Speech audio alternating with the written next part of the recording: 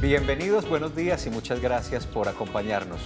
Nos ponemos muy contentos con contar con ustedes entre las 11 y las 12 del mediodía, pero ¿saben qué es lo que más nos gusta de hacer este programa? Nos esforzamos, obviamente, tratamos de tenerles temas de interés que sean muy pedagógicos, que aporten estilos de vida saludables, que nos permitan hacer prevención de la enfermedad y promoción de la salud.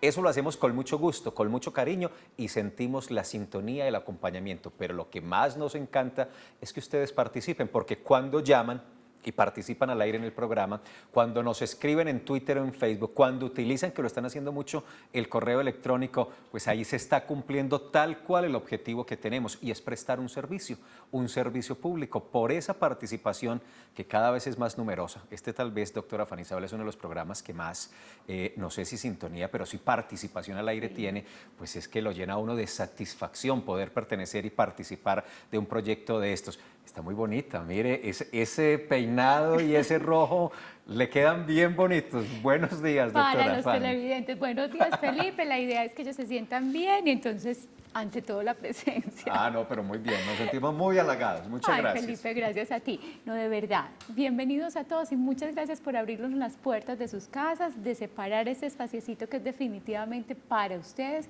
donde la Secretaría de Salud y donde nosotros, todo el equipo de este maravilloso programa se preocupa por mostrar nuevos temas y temas, como lo decía yo ayer al finalizar el programa, de lujo, temas que nos van a enseñar bastante, donde vamos a aprender de prevención. Hoy vamos a ver un tema de neurología bastante interesante, donde hay varios mitos, donde a veces hay mucho desconocimiento.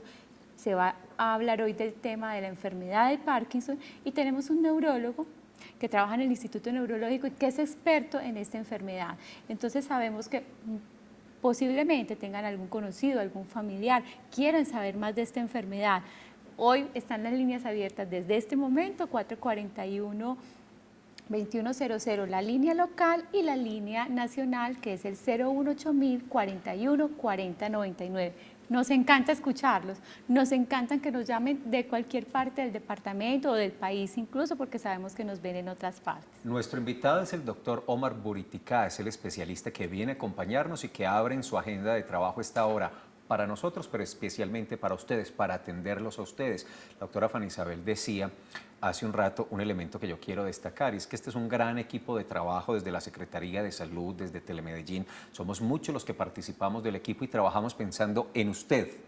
Sí, en usted, y entonces usted no mire para atrás ni para un lado, sí, por usted hacemos este programa, para usted, para que usted participe, para que usted consulta, para que usted crezca en su calidad de vida, para que usted resuelva las dudas que a veces se toman un tiempo resolver cuando el sistema nos permite ingresar a él, ir donde el médico general, tal vez a la revisión donde el especialista. Aquí nos esforzamos cada día por traer especialistas, y no cualquiera, entre los mejores de la ciudad, entre los mejores del departamento, y son para ustedes. Para eso lo hacemos. La enfermedad del Parkinson, enfermedad neurológica degenerativa que, de acuerdo con las estadísticas internacionales, se presenta un caso por cada 100.000 personas. Tal vez podría ser más, porque no se han diagnosticado totalmente las personas que lo están padeciendo.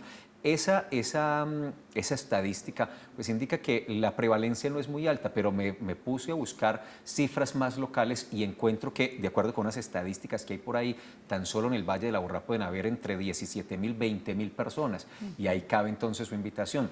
Tal vez usted o un familiar cercano o una persona conocida padece esta enfermedad. Hoy les traemos el mensaje de cómo tratarla, cómo mejorar la calidad de vida, cuáles son los requerimientos, las necesidades que pueden mejorar la calidad de vida de estos pacientes. Exactamente, ese es el objetivo. Y les voy a empezar con una pequeña introducción y una definición de lo que es la enfermedad de Parkinson. Es una enfermedad del sistema nervioso central donde hay una degeneración progresiva de una zona especial que tenemos que se llama en el cerebro la sustancia negra. Resulta que allá hay unas neuronas que producen una sustancia que se llama dopamina, y la dopamina es la encargada de controlar los movimientos voluntarios, las posturas, incluso la concentración. Cuando entonces se empieza a deteriorar y se empieza a disminuir la producción de esta sustancia, entonces empiezan a aparecer los síntomas del Parkinson. El diagnóstico es clínico, básicamente es según los síntomas, que los más comunes y frecuentes son la bradicinesia, que es esa palabra tan rara, es entonces el enlentecimiento para hacer todos los movimientos de la vida diaria y de la vida cotidiana. Está también el temblor, y ahí hay un mito porque no todos los pacientes con Parkinson presentan temblor y no todos quienes presentan algún tipo de temblor tienen Parkinson. Eso lo vamos a aclarar ahorita también con el especialista. Y el otro punto es también una rigidez. Entonces, cuando se van presentando estos síntomas, los neurólogos, que son los especialistas encargados de esta enfermedad, también envían algunas ayudas diagnósticas para complementar, para estar seguros y para lo más importante, para empezar un tratamiento oportuno, que es lo que va definitivamente a marcar la mejoría en la calidad de vida de estos pacientes, que finalmente se puede ver muy alterada si no tienen un tratamiento adecuado. El 70% de los pacientes con Parkinson superan los 65 años de edad, y entonces la edad constituye un efecto, ¿cómo se dice? Un factor de riesgo determinante muy importante, pero ojo, se presenta y se está presentando a mucho menores edades. Exacto. Entonces no podemos decir que simplemente se da después de los 60 o los 65 años de edad. Las consecuencias físicas, y ya la doctora Fanny Isabel acaba de tocar uno de los temas de los mitos frente al tema del temblor y el movimiento, pues son reales. Pero ojo, que detrás de la enfermedad hay unos padecimientos psicológicos muy importantes y una desestructuración y un asunto que juega con la salud mental, porque estos pacientes fácilmente en un alto porcentaje caen en depresión y en muchas otras enfermedades mentales, y por eso tenemos que estar atentos. Ahí entonces es donde cobra completa vigencia el papel, el protagonismo de la familia, de las redes de apoyo, de las personas cercanas, de los amigos, para llegar al objetivo del que estamos hablando, mejorar la calidad de vida. Exacto, y me encanta que menciones eso, Felipe, porque es un aspecto fundamental. El paciente que tiene Parkinson empieza a autodiscriminarse. Estoy más lento, no soy capaz de cumplir con las actividades en la forma normal que lo hacía antes. Así cognitivamente y su parte intelectual esté perfecta. Entonces él empieza a aislarse. Si las personas que están a su alrededor, su familia, sus amigos, sus compañeros de trabajo, también lo dejan aislarse, entonces va a empezar a entrar en depresión, en angustia, en ansiedad. Saber entender estos pacientes, y si yo me he visto rápido y estoy lista en un momentico, pero mi papá y mi tío o mi hermano que tienen Parkinson se demoran un poquito porque les da más lidia amarrarse los zapatos, abotonarse una camisa, que son cosas tan sencillas. Yo lo espero, no muestro ninguna desesperación, ninguna angustia frente a eso. Él se va a sentir tranquilo y podemos mejorar de una forma muy sencilla la calidad de vida, ese sentimiento de angustia que es muy claro y que cuando uno conoce a un paciente con Parkinson, uno lo reflejan fácilmente. Cuando uno le genera confianza y tranquilidad, ellos van bajando, incluso muchos de los síntomas se van disminuyendo. Entonces, ¿es una enfermedad degenerativa? Sí. ¿Crónica? Sí. ¿Progresiva? También. Pero la calidad de vida se puede mejorar. Parkinson es el tema de hoy de Medellín, Ciudad Saludable. Veamos el informe.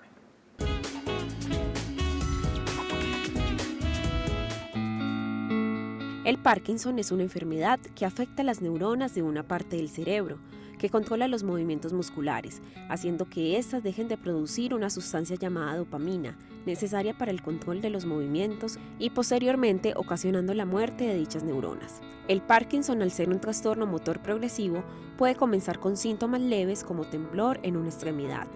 Otros síntomas de esta enfermedad son la falta de expresión facial, el parpadeo lento y la postura encorvada.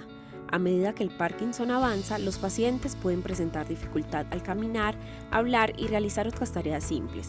Además, pueden presentar temblor y rigidez en los brazos, la mandíbula y la cara, rigidez en el tronco, lentitud en los movimientos, problemas de equilibrio y coordinación. El origen del Parkinson y el porqué de la muerte de las neuronas que desencadenan los síntomas todavía se desconoce. Sin embargo, en las personas que padecen esta enfermedad antes de los 40 años, se le atribuye a un origen genético, y aunque no se ha descubierto la cura para este padecimiento, existen tratamientos que pueden ayudar a controlarlo.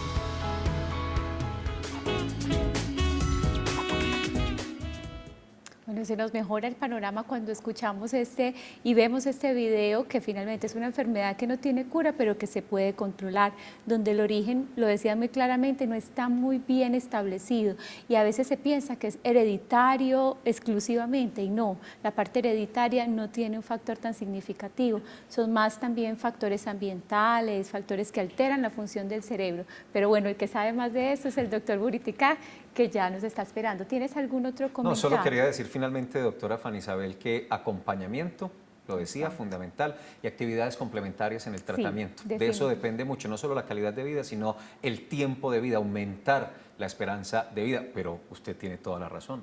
Pues usted sabe, yo no tanto, pero el que sabe sí está aquí con nosotros y se los queremos presentar. Ya nos ha acompañado en el programa, alguna vez estuvo con nosotros, es el doctor Omar Buriticá, que es neurólogo. Doctor Buriticá, bienvenido. Hola, Buenos doctor, días. bienvenido. Gracias, mi amor.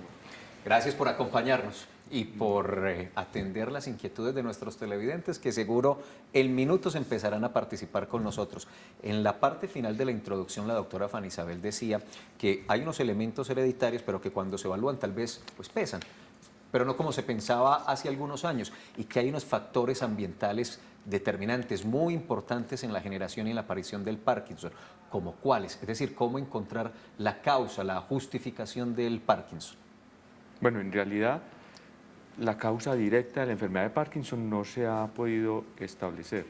Hay avances y se está estudiando mucho acerca de eso. Históricamente se pensó en factores ambientales y fue una hipótesis que salieron. ¿Y cuáles factores ambientales? Contactos con pesticidas, con tóxicos, ¿sí? El consumo de aguas de pozos. Hace varios años la población era más rural, entonces se utilizaban muchos las aguas de pozos que son ricas en algunos minerales y se pensó que de pronto ahí era el origen de estas enfermedades neurodegenerativas y entre ellas la enfermedad de Parkinson. Pero de unos años para acá la población se trasladó a la ciudad y igual se siguieron presentando los casos de Parkinson. Entonces esa teoría se quedó pues en entredicho. Después vienen otras teorías que es la parte genética. La parte genética sí, hoy en día está de moda, cobra un valor importante, se han encontrado familias aquí con mutaciones genéticas que marcan para enfermedad de Parkinson, pero no es la aplicación de todos los enfermos de Parkinson. La gran mayoría todavía se desconoce esa causa en sí de la enfermedad de Parkinson, no se puede atribuir a una parte genética porque en general lo que uno ve son casos esporádicos, que en una familia se presentó un caso de enfermedad de Parkinson y ninguno de los otros miembros van a sufrir la enfermedad de Parkinson, que a futuro se va a virar esa proporción a que sean más genéticos porque se están haciendo estudios más especializados en esa parte genética o en las fallas estructurales, en las producciones de algunas proteínas de las células o el trabajo de algunas células que se van dañando y que tengan un marcador genético, pero todavía no podemos decir que todas las enfermedades de Parkinson sean debido a un origen genético. En conclusión, los orígenes todavía están en estudio. Se piensa más en una situación más multifactorial y de coincidencias de eventos para que se vaya desarrollando la enfermedad. Muy bien, doctor. Bueno, y le cuento que ya tenemos a una televidente, nos está llamando María Eugenia Cano, ella está desde San Antonio de Prado. Qué bueno que empiecen tan tempranito a hacer sus preguntas. Bienvenida, María Eugenia, ¿cómo estás? Muy bien, ustedes, buenos días. Muy bien, muchas gracias. Bueno, para hacerle una pregunta al doctor. Claro. ¿Es falso o cierto de que el vino Sansón es bueno para el mal del Parkinson? Es que tomarse una copita todos los días. Gracias, María Muy Eugenia. bien, María Eugenia. ¿El vino qué? Sansón. El Sansón, que es una marca comercial de un vino sí. que se vende mucho en Antioquia.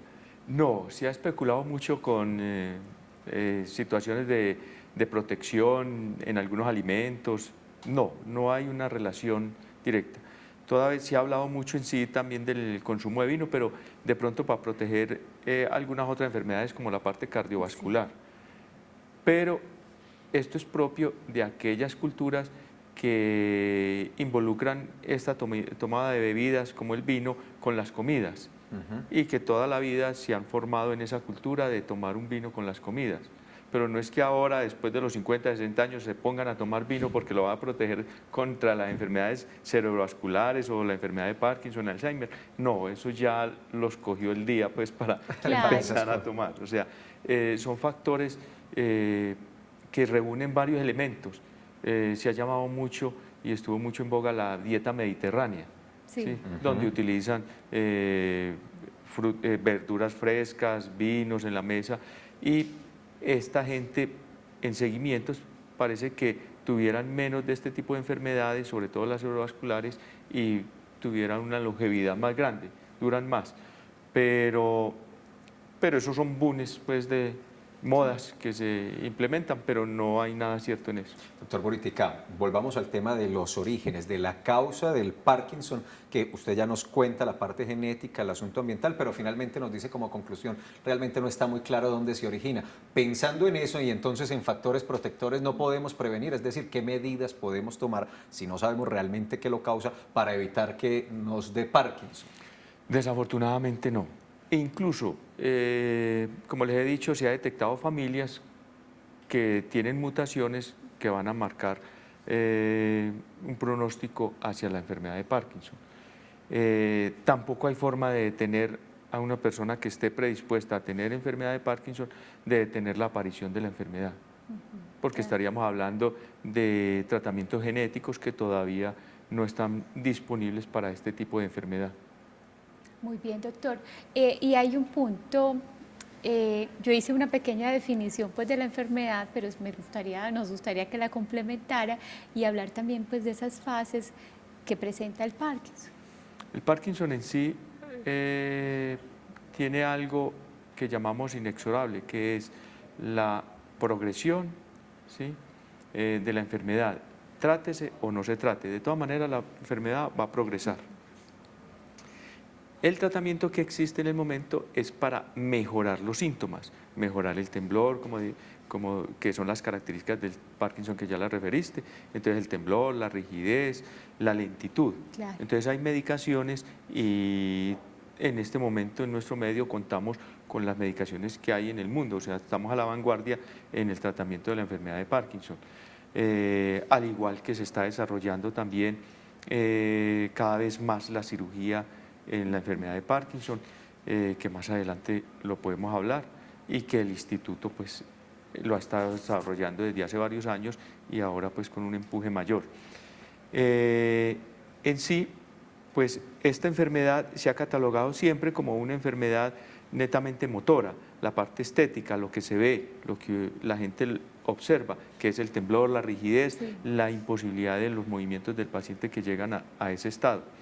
Pero se sabe que ya nos quedamos corticos en la definición de la enfermedad de Parkinson, que hay muchos más síntomas dentro de la enfermedad de Parkinson que de pronto dejamos de lado, y es importante tenerlos en cuenta porque la persona con Parkinson sufre muchas otras cosas, sufre desde cosas tan molestas como la parte gastrointestinal, son estreñidos, constipados, da ciertas dificultades el paso intestinal. También sudoración, la saliva que abundan en la boca, porque así como son de lentos en los movimientos, también son lentos para tragar. Los movimientos en la deglución para tragar también se enlentecen, y estos mecanismos, entonces se produce la saliva normalmente, no es que produzcan más ni menos, se produce pero como no tiene la misma velocidad para tragarla, entonces se encharcan y empiezan a salivar mucho, que es también muy molesto. Claro. Hay otras alteraciones como los cambios en la piel, la dermatitis seborreica que aparece en ellos. Correcto, la parte psicológica y psiquiátrica del paciente, se deprimen por la enfermedad, se angustian, se aíslan. Los trastornos del sueño también es otro elemento que hay que preguntarle al enfermo, si tiene alteraciones, insomnio, que por la misma rigidez es una de las principales causas. Pero la misma enfermedad de Parkinson produce alteraciones del sueño. O sea, estamos ante una enfermedad que ya se salió de la parte motora, de lo que uno ve, como les decía, del temblor, de la rigidez y de la lentitud. No, ya se salió, ya tiene otros síntomas que hay que tener en cuenta y hay que tratar en los enfermos para tener una mejor calidad de vida. Por eso es un manejo multidisciplinario. Claro que sí. Ahora nos habla un poquito de Los eso. televidentes que deseen participar al aire pueden marcar 2 líneas telefónicas. Si están en el Valle de Aburrá, el Oriente Cercano, 441-2100. Si están en otro municipio antioqueño o en otra región del país, 018-041-4099. Eso sí, les pido un favor para participar.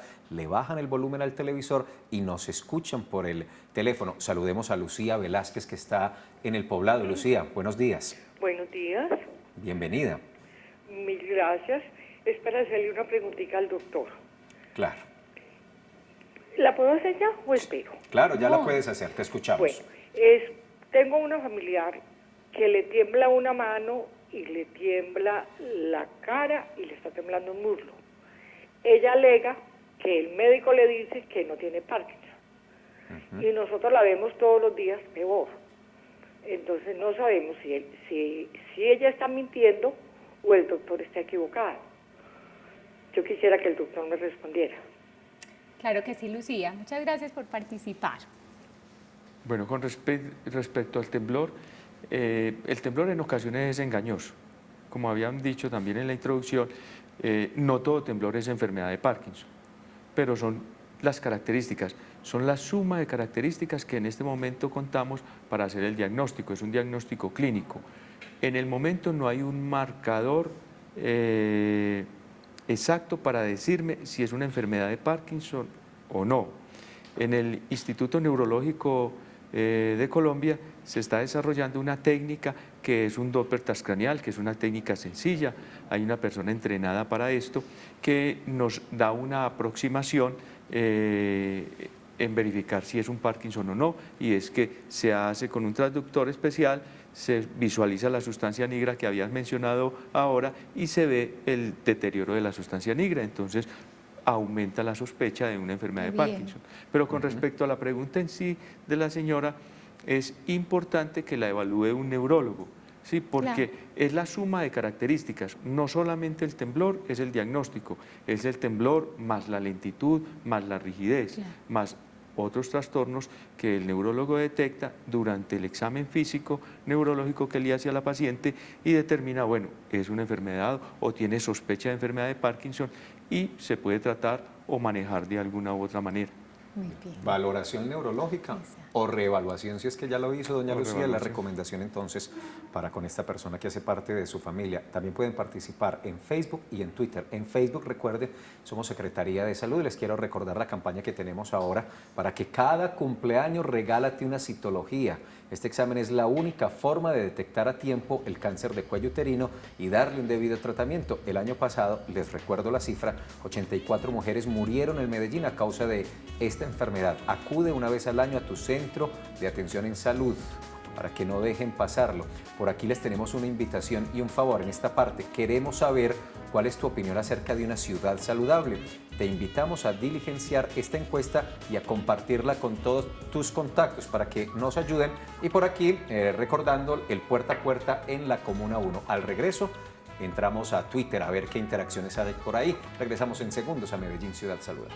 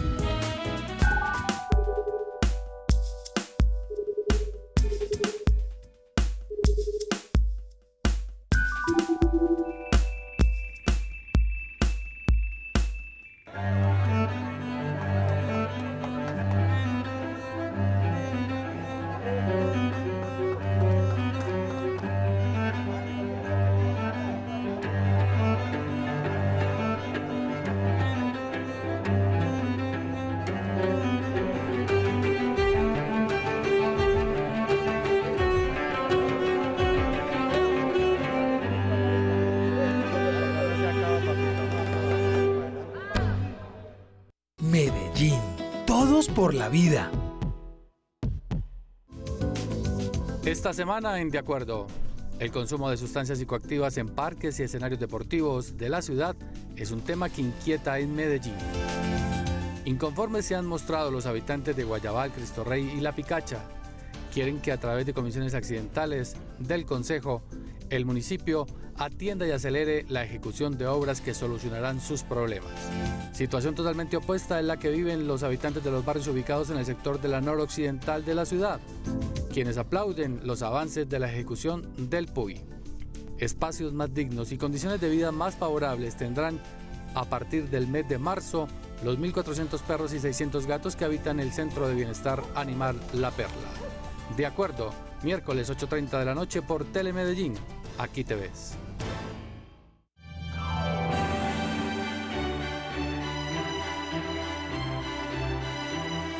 Esta semana en Maestros para la Vida acompañaremos al profe Carlos Mario Correa y a sus estudiantes en un recorrido por los credos de su barrio. Buenas tardes, doña Alicia.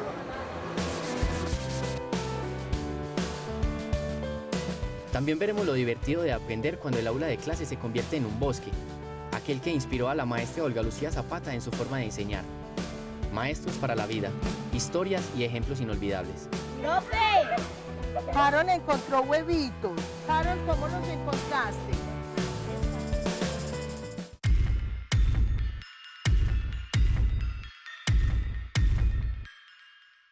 La Asociación Colombiana de Redactores Deportivos Acor Antioquia te invita a disfrutar de la transmisión en directo por Telemedellín. El Deportista del Año, la noche de los ganadores, este 27 de febrero a las 8 de la noche. Invita Telemedellín.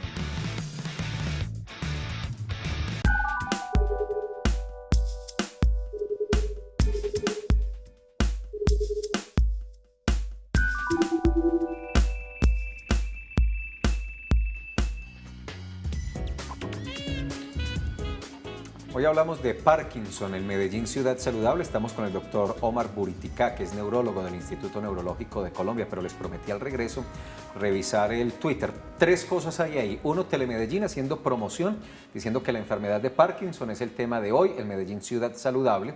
Por aquí está el colectivo Ciclas, que nos dice @saludmedellín, promover el uso de la bicicleta como medio de transporte en la ciudad. En nuestra sección de los lunes Medellín Activa y Saludable lo hemos hecho.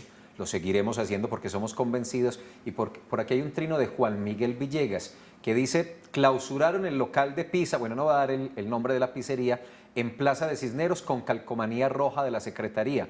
Más que replicar la empresa que fue sellada, aprovecho el trino para recordarles el semáforo que utiliza la Secretaría de Salud de Medellín para indicarnos a los consumidores el estado de salubridad e higiene de estos sitios. Calcomanía verde, plena tranquilidad, puede consumir tranquilo, el local está cumpliendo todas las condiciones que exige la Secretaría de Salud. Cuando la calcomanía es amarilla, usted puede consumir, pero significa que el local tiene retos, que todavía tiene que hacer cosas, acondicionarse para prestar un mejor servicio. Cuando esa calcomanía está en rojo, pues primero debería estar sellado, y si no está sellado, si está abierto, no consuma nada ahí porque es altamente riesgoso para usted. El proyecto de calcomanía, que funciona muy bien, es un indicador muy bueno. Yo lo utilizo muchísimo. A todos los restaurantes y los sitios de compro busco que tenga la calcomanía, y si no tiene, pregunto por qué no la tiene. Perfecto, y funciona también con los consultorios médicos, odontológicos, peluquerías, en fin, para que lo tengan muy en cuenta.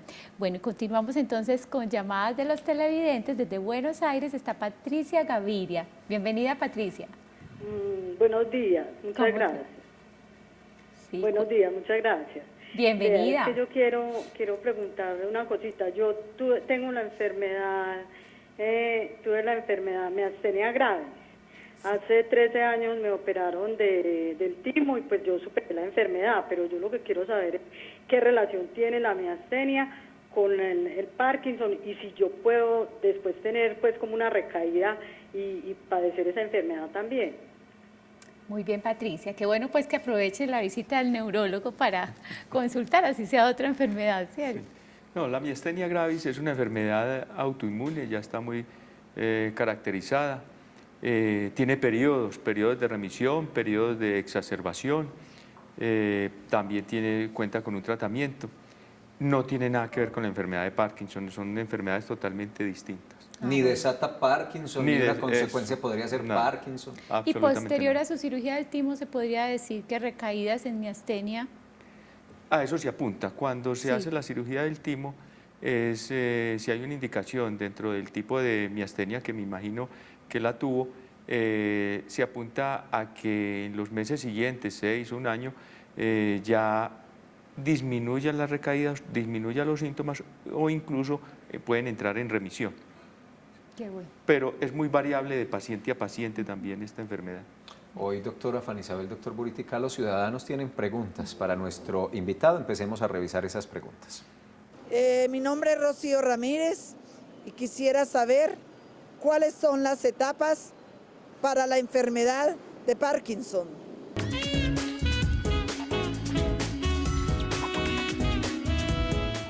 Mil gracias, Rocío, por ayudarnos con estas preguntas para el programa. Bueno, doctor, etapas de la enfermedad. A ver, la enfermedad es una sola, es la enfermedad de Parkinson, que va evolucionando y va progresando. De acuerdo a la progresión, ya empieza uno a clasificarlo en unas etapas. Tenemos una clasificación que determina varios grados, pero es de acuerdo al compromiso. Y no quiere decir de que si está en grado 1, inexorablemente va a pasar al 2, al 3, al 4, al 5 y que no se pueda devolver. No, esto es en el momento en que uno ve el paciente, uno lo clasifica, está en estado 1, estado 2, estado 3, pero es de acuerdo al compromiso. Si tiene un compromiso solamente de un lado, si tiene un compromiso ya de un lado y del cuello o en la parte pues axial, o si tiene ya un compromiso bilateral. Y también de acuerdo a si está más postrado, si necesita más ayuda o está postrado en silla o por último está postrado en la cama.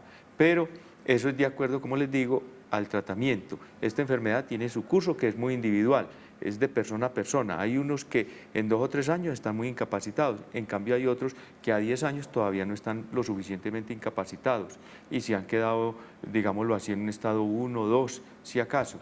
Esto nos ayuda es para determinar en sí el tratamiento y la efectividad del tratamiento. Claro. Incluso pueden llegar pacientes que han recibido dosis bajitas del medicamento, o sea, dosis subóptimas del medicamento y no están bien controlados y uno optimiza el tratamiento y pueden pasar de un estado 3 o 4 a un estado 2. ¿Sí? Ya después en la revisión del paciente, en la próxima consulta, con un tratamiento propuesto, ya uno lo ve mucho mejor. ¿Sí? Entonces no quiere decir que son estadios de deterioro en sí, es para marcar en la consulta, en el momento de la evaluación, cómo cogemos el paciente en ese momento. Hicimos, doctor Buritica, en la introducción mucho énfasis, mucha fuerza al tema de la calidad de vida y cómo mejorar la calidad de vida de los pacientes con Parkinson. ¿Es posible y cómo se logra? La calidad de vida es importante en este tipo de pacientes y la parte de trabajar mucho en la parte de autoestima porque se van aislando y se van, con todas esas limitaciones que tienen, se van aislando estos pacientes. La idea es adecuar sitios, adecuar la casa, adecuar los pasillos. Sabemos que ahí empiezan con trastornos de la marcha, entonces se han utilizado incluso señalizaciones en el piso como para que el paciente tenga un estímulo visual para que mejore la marcha, apoyos ya sea con pasamanos en las escalas o en los pasillos en sí, en los baños, o sea, es adecuar el ambiente, quitar cosas que pueden estorbar en la casa, minimizar pues los accidentes en este tipo de pacientes, lo mismo la adecuación en el baño para su aseo personal. Lo otro también en ropas, ¿sí? Disminuir los botones. Hay estos cierres de contacto que son muy útiles en este tipo de pacientes, tanto para los pantalones, para quitarse los pantalones y lo mismo los zapatos. O sea, hay mucha adecuación. Lo otro es también una buena higiene física, con una actividad física adecuada para que conserven una elasticidad en sus articulaciones y no se vayan pegando porque la enfermedad trata de dejarlos quietos por su rigidez y lentitud, entonces van perdiendo esa movilidad en las articulaciones e incluso se van pegando, se van anquilosando estas articulaciones. Entonces, con unas buenas terapias van saliendo y van manteniendo esa elasticidad. Importantísimo entonces también la ayuda de un fisioterapeuta, la logopedia, que es esta área que les ayuda al manejo de la voz, el lenguaje, la deglución. Podríamos decir que si un paciente arranca de entrada con todos estos cuidados y todas estas ayudas, le puede ir mucho mejor. Claro, con todo esto, y es como les había dicho, un manejo multidisciplinario en el sentido de que tenemos que buscar ese tipo de ayudas para mejorar la calidad de vida del paciente. Y una educación importante, la parte psicológica también es importante. Claro, definitivamente. Saludamos en Boston a Gloria Bedoya. Hola, Gloria. Buenos días. Buenos días. Quería hacerle una pregunta sobre el tema de hoy, muy importante, por cierto, al doctor Buritica. Mi inquietud es la siguiente. Le escuché que dijo que no estaba decidido todavía que fuera un problema genético. En el caso de mi familia, desde mi abuelito, él temblaba mucho. Tengo 3 hermanos con mucho temblor, inclusive una de mis hermanas ya en el neurológico la han operado, y otra hermana que no tiembla tanto sino cuando está muy nerviosa. Yo tengo 64 años y me mantengo tan impresionada con mis hermanos que han sufrido tantísimo con eso, que todos los días me levanto pensando que ya voy a empezar a temblar, porque yo estaba convencida que sí era genético. El doctor dice que no es genético. Yo quiero entonces que me cuente, hay algunos casos, ¿eso sí será casualidad o hay algunos casos que sí son genéticos? Porque desde mi abuelito, por el lado de mi papá, estamos como con... Yo no tiemblo y algunos hermanos no, pero son 4 en la familia más mi abuelito. ¿Qué opina el doctor? Y muchas gracias, felicitaciones por esa maravilla de programa. Gracias, Gloria. Gracias, y muy buena a ti, tu Gloria. participación porque sobre todo nos permite hacer claridad e insistir en ese tema. Exacto. Bueno, sí, hay que hacer claridad. No, hay una parte de Parkinson que sí es genético. Eso ya está estudiado y como les dije al principio, ya se han encontrado familias con mutaciones genéticas que marcan para enfermedad de Parkinson. Eso ya está claro. Lo que les dije es la minoría de los pacientes porque la gran mayoría son esporádicos. En una familia que nunca ha tenido un miembro de la familia con enfermedad de Parkinson y resultó alguien con enfermedad de Parkinson. Pero en el caso de la familia de la señora, veo que sí hay un componente familiar y o genético. Entonces, en estos sí se piensa que es más fuerte la sospecha genética en ellos. O sea, sí hay Parkinson genético, en el momento es la minoría. Esta familia que está mencionando puede ser genético porque varios miembros y en varias familias pues se están presentando. Habría que estudiarla a ver qué mutación tiene, ¿sí? Si tiene posibilidades de tener la enfermedad de Parkinson en la oyente. Hay que tener en cuenta que no todos los temblores son enfermedad de Parkinson. Hay un temblor que también se llama, que es otro tipo de enfermedad, que es el temblor esencial. El temblor esencial sí es muy familiar. Sí, varios miembros de la familia tienen temblor esencial. Es el llamado el mal pulso, el que por una situación de estrés aumenta el temblor, entonces se piensa más que es algo psicológico, pero no, es un temblor esencial que es muy familiar y varias generaciones dentro de un grupo familiar pueden tener este tipo de temblores. Habría que evaluar si verdaderamente es una enfermedad de Parkinson lo que tiene dentro de la familia la señora, la oyente, y verificar si es o no genético, es básicamente. Pero hay temblores, pues como les digo, familiares. Perfecto. Listo, tenemos nueva pregunta de ciudadano, vamos a escucharla. Mi nombre es Famid Jiménez y quiero saber si la enfermedad Parkinson la sufren menores o personas muy adultas.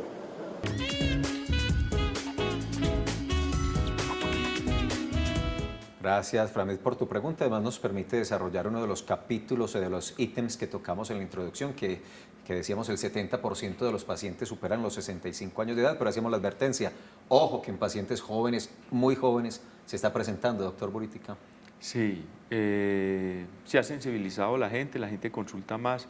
En ocasiones no es Parkinson, es simplemente lo que les estaba mencionando ahora de un temblor esencial, que también evoluciona un poco más, pero no ha sido catalogado siempre de carácter benigno.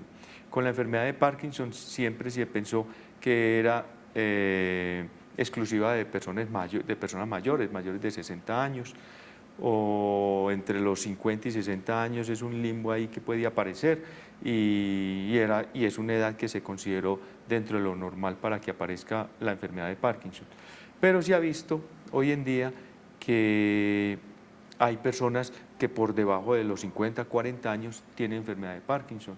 Hemos tenido pacientes en la Universidad de Antioquia, en el Centro de Investigaciones,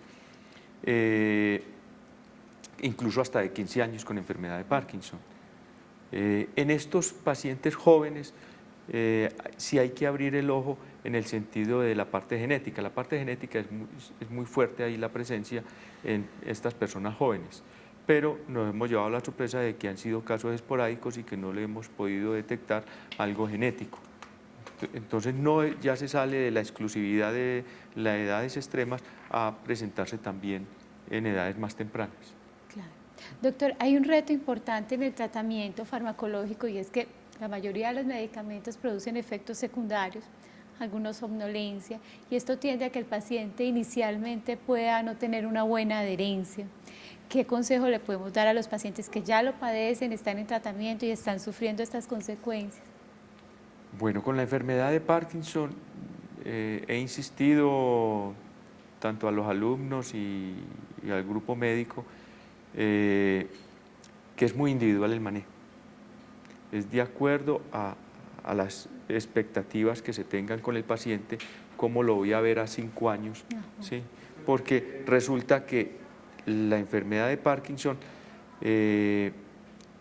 tiene unos algoritmos, o sea, unas propuestas de tratamiento que se deben de ceñir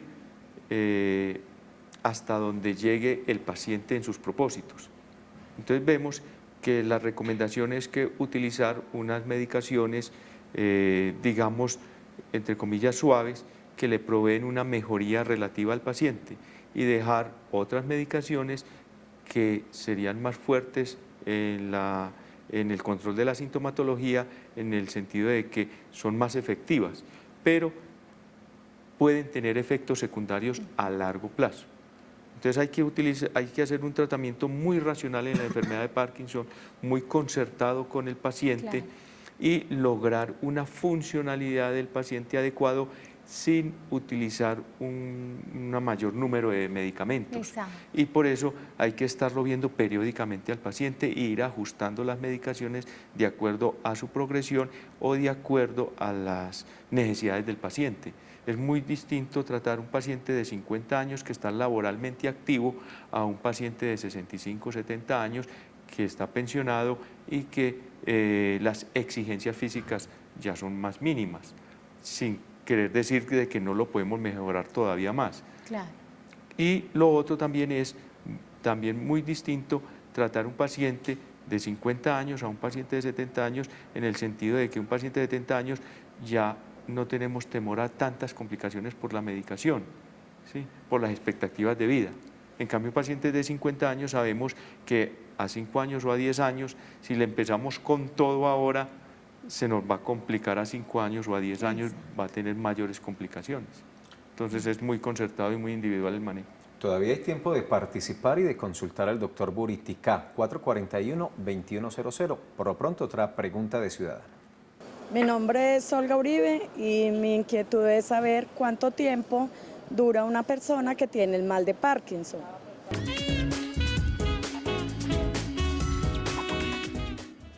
Muy bien, muchas gracias, Olga. Entonces, ¿cuánto sería la expectativa de vida, doctor? Bueno, la expectativa de vida es, hoy en día se considera que pueden ser 20 o 30 años, o sea, se mueren de otra cosa. Qué maravilla. O sea, hoy en día, con lo que hay, con las terapias que hay y las propuestas de tratamiento, tanto farmacológico como avanzado, como es la cirugía, se han ampliado más las expectativas de vida. O sea, como son pacientes que la mayoría, como hemos hablado, son pacientes de edad, no alcanza pues a tener la tal expectativa de vida de 20 o 30 años. Escúcheme, eso a partir del momento del diagnóstico. A partir del momento del diagnóstico. Claro, 20 o 30 años. Eso. Depende mucho, sí, del manejo. Claro. De cómo se lleva el manejo en forma racional, depende también de cómo se cuide la calidad de vida del paciente. El autocuidado, porque se sabe que también, como les dije, esta enfermedad va evolucionando trátese o no se trate, pero si no se trata, obviamente se va a complicar más, porque va a haber más caídas, ¿sí?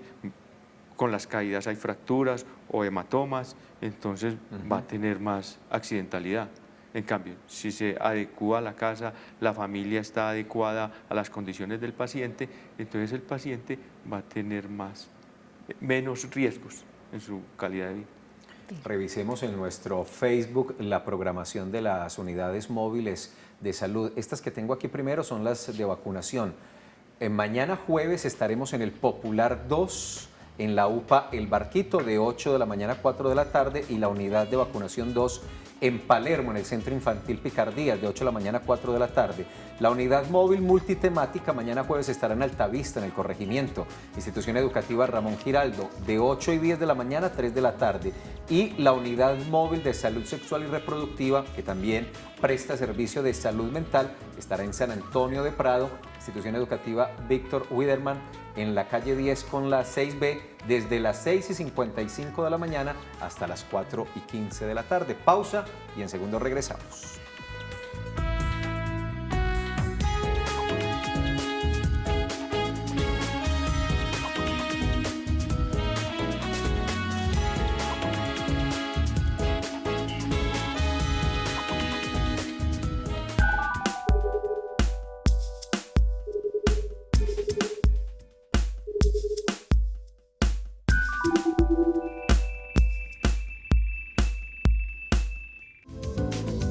Esta semana en De Acuerdo, el consumo de sustancias psicoactivas en parques y escenarios deportivos de la ciudad es un tema que inquieta en Medellín.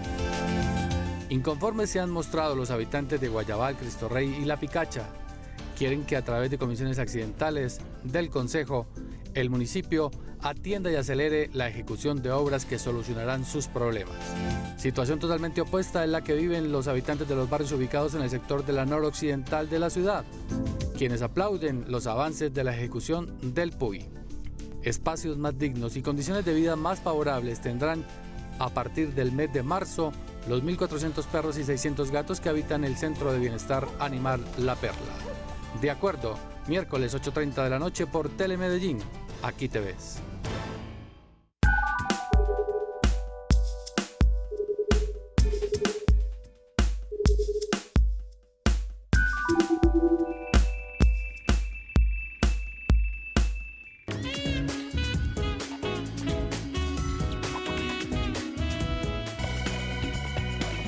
Desde hace 10 años, Jair Bedoya, licenciado en Educación Física de la Universidad de Antioquia, se enamoró del salto doble cuerda, una modalidad deportiva que se abre camino en Medellín.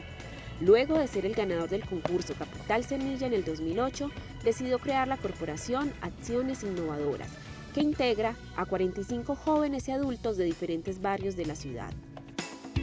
Corporación Acciones Innovadoras es una entidad sin ánimo de lucro que se dedica básicamente a la promoción y divulgación de las nuevas tendencias deportivas. No solamente desde lo deportivo, sino también desde lo social, para aportarles y brindarles un poco mejor de calidad de vida. Una vez el profesor Jair me invitó, que si quería venir a participar en el deporte, y a mí me llamó mucho la atención, pues porque es no se ve casi, no es muy usual verlo. Entonces yo quise venir y ya me gustó tanto y aquí estoy. Yo llegué porque recorría mucho este sector del estadio y los veía saltar y me invitaron. Me dio una vez por saltar con ellos y de una me invitaron. Se trabaja la coordinación, la resistencia, la fuerza a través de diferentes ejercicios con la cuerda individual y en doble cuerda. Yo siempre he sido muy debilucho, pero esto a uno le da como más resistencia porque uno está constante salto, mucho movimiento y a uno le ayuda mucho a tener más agilidad. Lo que más me gusta es salto doble cuerda, es estar con mis compañeros, las piruetas, que no es muy común, pues me gusta a todos.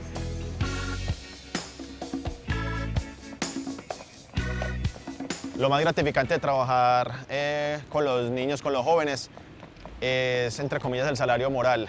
O sea, uno recibe el cariño y el afecto conocer amigos y amigas, personas, seres humanos dentro de todo este tipo de actividades que es una pasión. A uno le gustan muchas cosas, pero hay cosas que lo apasionan a uno y esta es una de ellas. Esto aquí lo invita a uno al deporte, a que no todo tiene que ser lo que los barrios y todo el mundo nos quiere decir, que también hay otras cosas que uno puede hacer y que son divertidas y que le ayudan a uno en la salud y en todo.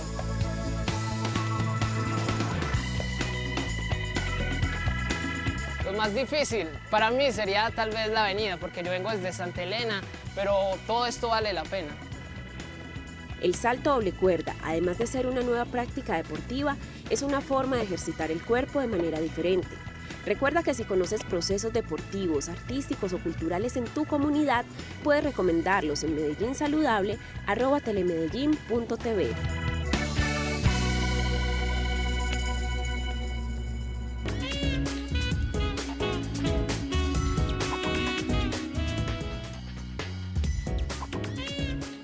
Bueno, y veíamos que se llama la Corporación Acciones Innovadoras, completamente acorde con el nombre, dirigida por Jair Bedoya, que además hace una obra social muy bonita.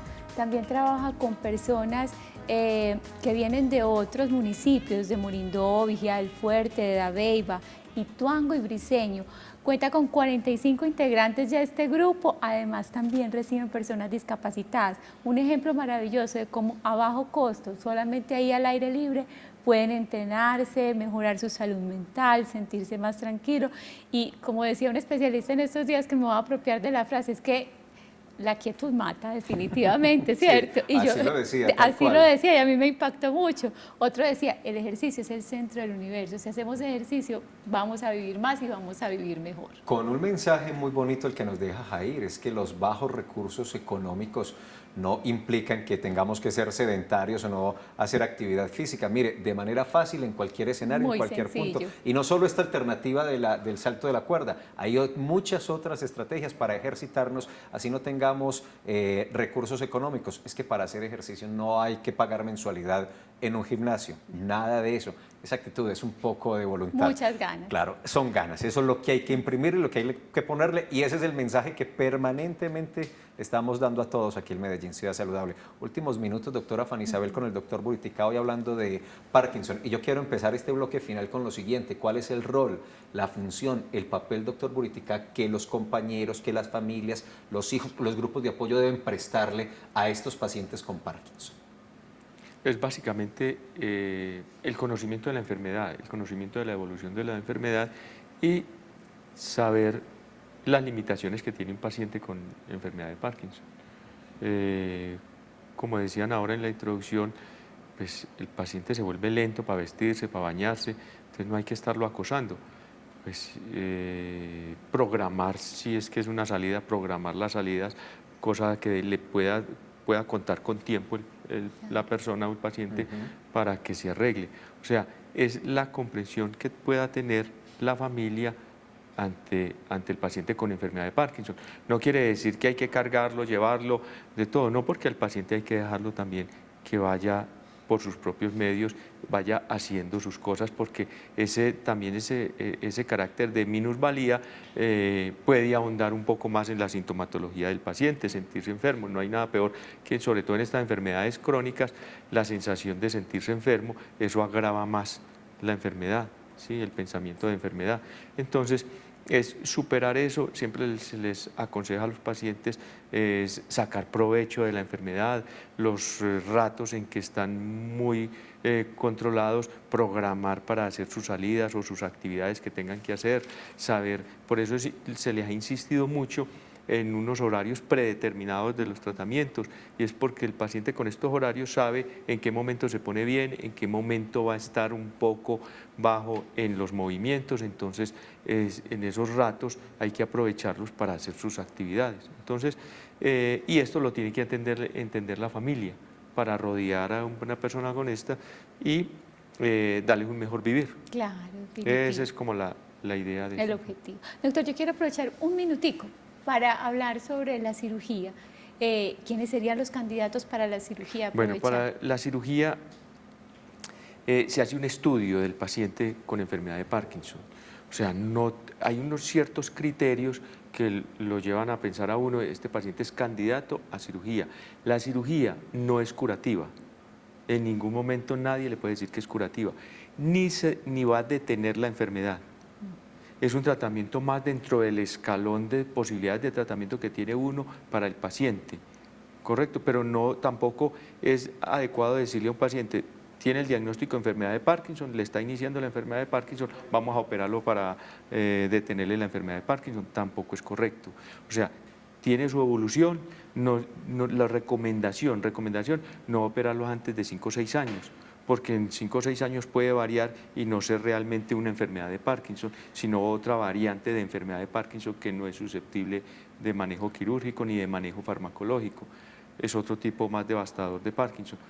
Entonces, eso es una recomendación, no operarlos antes de 5 o 6 años. Lo otro es que tengan complicaciones, que la droga ya no le provee el suficiente bienestar al paciente, que tenga alguna sintomatología, que la medicación es insuficiente y que presenta esto resistencia al tratamiento, entonces se le puede ofrecer mejoría con cirugía. Esa cirugía, escúcheme, doctor Buritica, ¿en qué consiste? ¿Qué hace la intervención quirúrgica? Es la colocación mediante, es una cirugía estereotáxica, mediante un marco estereotáxico que se coloca, se hace por medio de coordenadas y por superposición de imágenes de tomografía, de resonancia magnética, localiza uno el blanco a incidir, introduce un electrodo allá en la profundidad del cerebro, en ese blanco, y se deja conectado, obviamente bajo la piel, se deja conectado a una batería, a un estimulador con batería.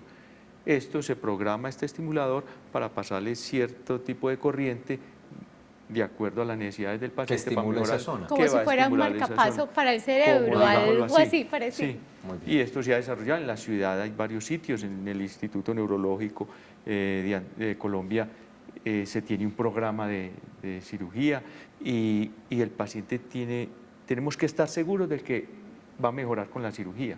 Entonces se somete a evaluaciones neuropsicológicas, incluso de psiquiatría, con el neurocirujano para optar a la cirugía. Si vemos que en una de esas evaluaciones hay algo que no está a favor de someterlo a una cirugía porque vamos a perjudicar esa parte, no se opera. O sea, es algo serio, no es operar por operar. Claro, ¿sí? No es la solución mágica tampoco. No es la solución mágica. Para cada tratamiento tiene pues su paciente.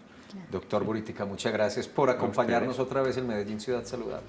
Muy bien, muchas gracias a usted. Mil gracias por los conceptos tan claros que nos regaló el día de hoy, por ese tiempo también que nos regala para todos ustedes. Y mañana, nuevamente, 11 de la mañana, con un tema que me encanta, el que hemos hablado mucho por los laditos, es de la consulta preconcepcional, ese espacio importantísimo que necesita la pareja para planear cuándo van a tener un bebé y que sea de la forma más sana y sin ninguna complicación. Entonces, prepárense para mañana, feliz tarde y cuídense mucho. Quería recordarles finalmente que hay una estrategia post-emisión para sus preguntas. medellínsaludable@telemedellin.tv es el correo electrónico. No es más. Hasta mañana. Gracias.